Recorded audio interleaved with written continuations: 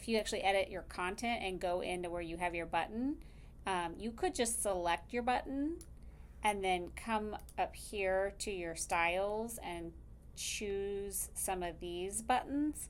But I have had issues with these working. If I were to choose button 2 right now, and then see, it's like wanting to do like a button on a button, and I don't know what's going on with that. Like, that is not what a button 2 looks like. So I have found with buttons, the easiest thing to do if you want to change the style, first of all, is to come up here and just remove the formatting completely and take it back to the link.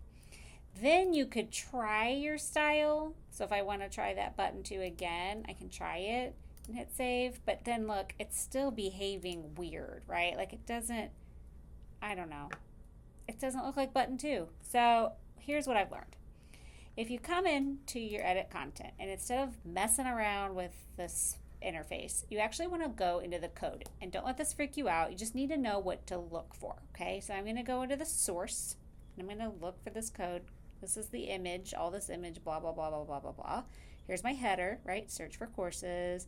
There's my little paragraph, blah, blah, blah, blah, blah. Here's my button.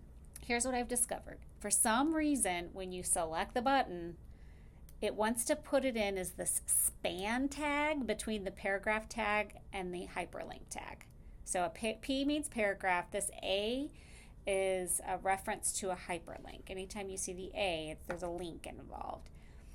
So what I've learned is to just copy the class style that you want. So like a button 2 or class equals button 2, class equals button 3, whatever your button is, just copy the class. So I'm going to Command C, copy my class. And then I get rid of this span completely. Just delete it. Okay? And then here's this other part of the span tag. Tags always have a beginning tag and an ending tag. The ending tag always has a little slash in front of it. So they'll turn red in here whenever there's like an error when it can't find its partner tag. So I'm going to take that span out, okay, and now we're good. Where you need to put class is actually somewhere either in front of the hyperlink reference or after. So it doesn't matter where. You can just click right behind the A, press a space, and then paste. So you want your class to actually be inside of the attribute for hyperlink reference. Just want it to be right inside of there. And I bet you if I hit save and look at this now, it's gonna work. But it did it. Look at that.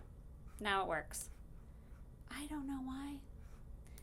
Okay, so I don't like that that's not centered. So to get it to be centered, I'm going to edit my content again. And you can just select it, kind of like it's just text, and come up here and center it that way.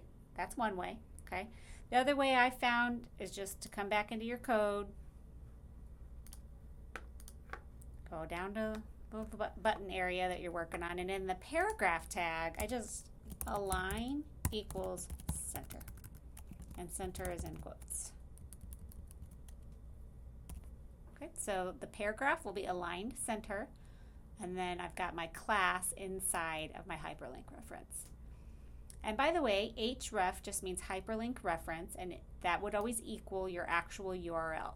So sometimes when I like copy and paste an element and I just want to change what the button is linked to, I find it's way easier to just come in the code and find that hyperlink reference and paste in my new URL inside of those quotes. Target equals blank just means it's going to open in a new window for the user.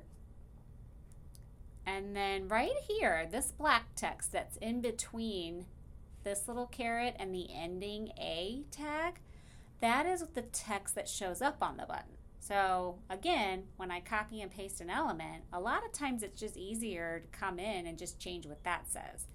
So if I change it right there, okay, and I go up and I hit, it says change me. Now, a lot of times what I've noticed is when I click in here and I try to change it, it does that. It wants to type outside the button. Ugh, drives me crazy. So I've learned that if I just come into the code here and go where the text is right before that ending /A tag right there, this is where you put what it is.